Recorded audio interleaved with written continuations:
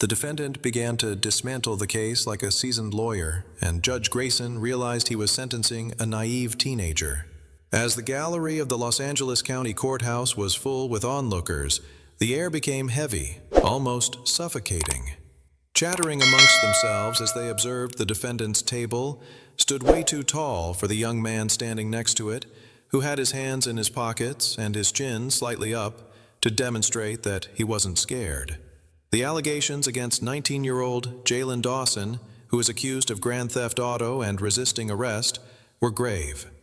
However, the expression on Judge Walter Grayson's face indicated that the actual trial was unrelated to the law. With his fingertips caressing the smooth surface of his desk, Grayson reclined in his chair.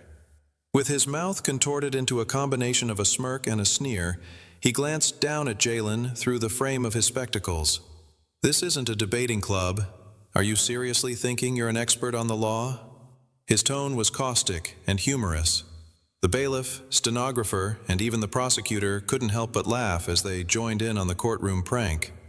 Jalen had spent years training for this moment, not this particular one, so he didn't blush or chuckle.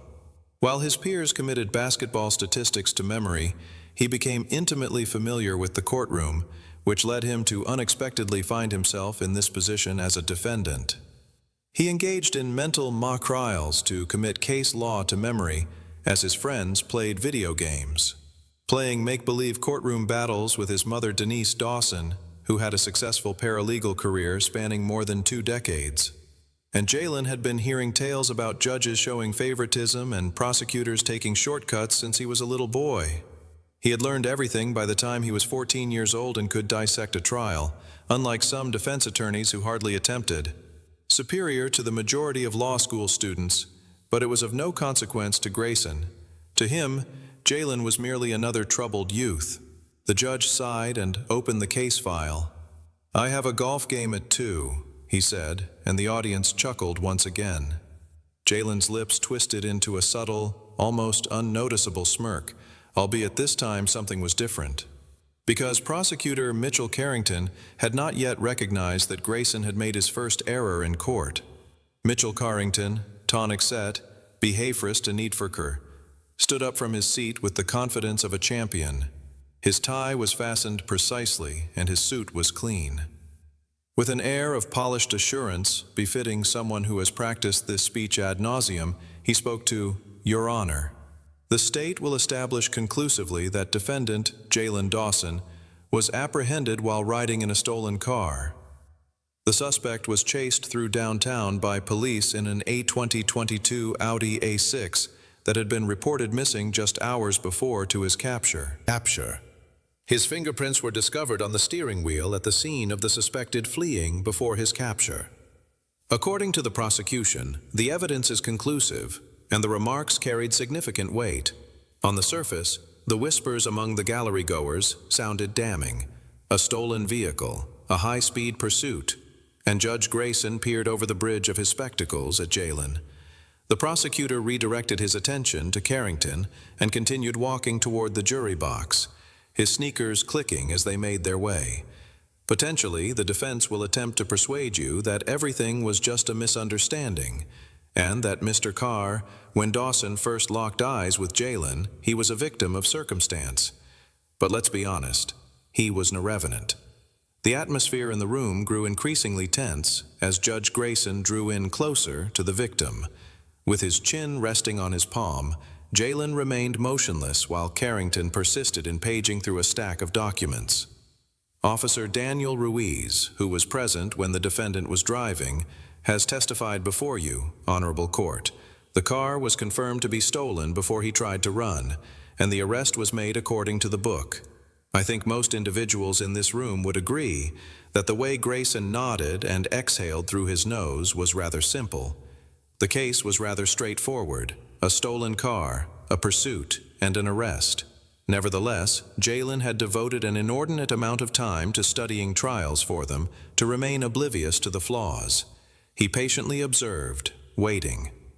With a gentle knock of his gavel, Judge Grayson signaled to Jalen's attorney. "All right, let's hear the defense's response." And Carrington, an attorney representing the public, Lisa Thornton, who had uttered only 3 words upon entering the courtroom, an option tamen as any staff one of these continuous first. With a nervous tremor, she rose to her feet, and Jalen put his hand on her arm. Defense on drived and sightline, Lisa Thornton, as a proof she had a long to try to stop trial.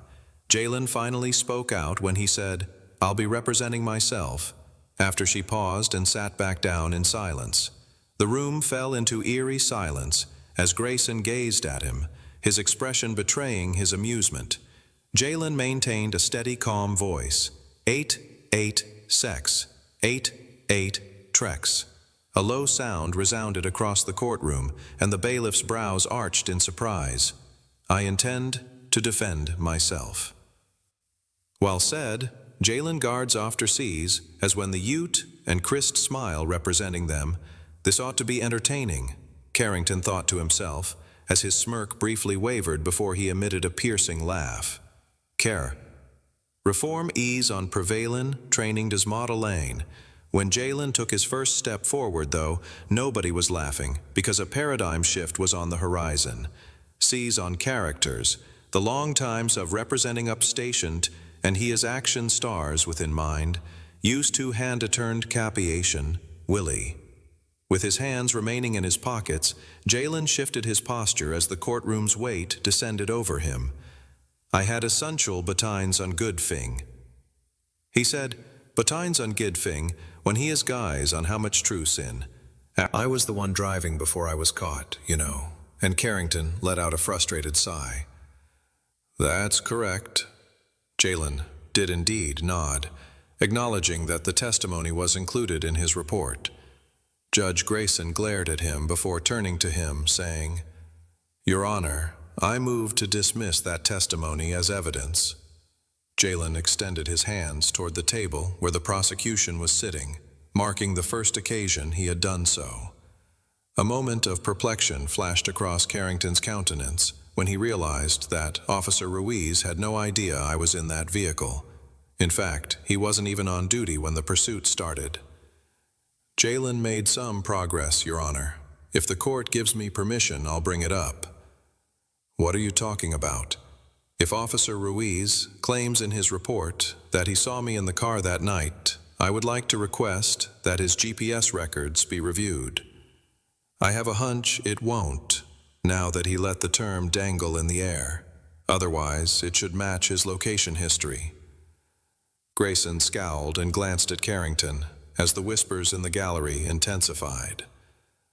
Counselor Carrington cleared his throat. His jaw clenched. "Your Honor, that police officer filed that report." Jalen shrugged slightly, as if to indicate that he didn't think we should trust the defendant's statement over that of an expert witness. The police allowed the sentence to lapse if he wasn't where he said he was, but GPS data will prove otherwise. After a lengthy period of observation, Grayson shifted his attention to Carrington and asked, "Does the prosecution have any problem with verifying?" Carrington paused for an appropriate amount of time, drawing the attention of both the jury and the gallery to the officer's GPS records. Jalen, who had spent years observing trials, took a deep breath, and the judge took note. As he studied the strategies and methods employed by prosecutors, he became certain of one thing. Grayson rubbed his temple, counselor inside, implying that Carrington wouldn't be hesitating if he were certain in his case. The change had already started when Carrington shook his head and said, "No objections, Your Honor." At last, the laughter died down in the courtroom. The air was heavy with tension, but no one was laughing. "Your Honor, as we await the GPS records," Carrington shuffled his papers, his self-assuredness trembling at the margins. Jalen nodded slightly, his face illegible. But the truth remained that the stolen vehicle's wheel bore the defendant's fingerprints. Yes, he did make progress. But hold on a second, the evidence. Grayson arched an eyebrow. Jalen turned to the jurors, made eye contact with each one, and gestured for him to proceed. "The prosecution is trying to convince you that the discovery of my fingerprints on a vehicle indicates that I am the one who stole it. Imagine you enter a department store without raising an eyebrow. He inhaled deep. While putting on a coat, you reach into the pockets, possibly zip it up, and then you return it on the rack before leaving. Several hours later, someone steals that jacket from the store. Some jurors looked at each other and wondered if your fingerprints would be considered evidence of theft. Someone in the gallery said something quietly, but Jalen cut them off before they could regroup. I was inside that store with 3 friends, 7 or 11 hours prior to the alleged crime, and the automobile in question was parked outside. I did, in fact, lean against the automobile as we strolled by. I let myself in because the door was already unlocked. I didn't give it much thought. I didn't even get in the car. He allowed that to rest for a moment out of pure curiosity. He didn't take anything from inside. Then, with a sharpness of voice reminiscent of a surgeon, he inquired. While perusing his notes, Carrington coughed to clear his throat. Does physical contact constitute criminal activity? Jalen wasn't done yet, so let's discuss the process of that fingerprint analysis as we're talking about his search for a way to restore control. He then went to Grayson, the forensic expert who was subpoenaed to testify in this matter, Your Honor. Glancing at Carrington, Grayson blinked in surprise at the inquiry. The prosecutor hesitated, then grudgingly said no. Let me get this straight, Jalen. The state is trying to prosecute him with forensic evidence. They considered bringing in the specialist, but ultimately decided it wasn't essential for me. Nobody gave me an opportunity to cross-examine them or inquire about the evidence's chain of custody while they processed it. Carrington clenched his jaw, and Jalen nodded as if that were the last thing he needed to hear. Intriguing, Judge Grayson clenched his jaw and rubbed his nose, an expression befitting a man who had just come to terms with. This case proved to be more challenging than he had anticipated, but Jalen had not finished yet, because what he was going to say would have a profound impact. Jalen cautiously advanced. I would want to present an official statement from the vehicle's owner as evidence, Your Honor. His voice was steady but forceful. Judge Grayson scowled at the owner, Jalen, who confirmed the identity of the registered owner of the stolen Audi as Mr. Raymond Whitaker, gave an interview to law enforcement that, for some reason, was omitted from the prosecution's case files. Now I believe I understand his motivation for consulting Carrington. Do you remember the details of Mr. Whitaker's statement to the police on the night his vehicle was reported stolen? Carrington's jaw tightened in response. Rather of waiting for him to respond, Jalen proceeded to reveal his true intentions. As he read aloud from his file, he mentioned that he had left his car running when he dashed inside the gas station.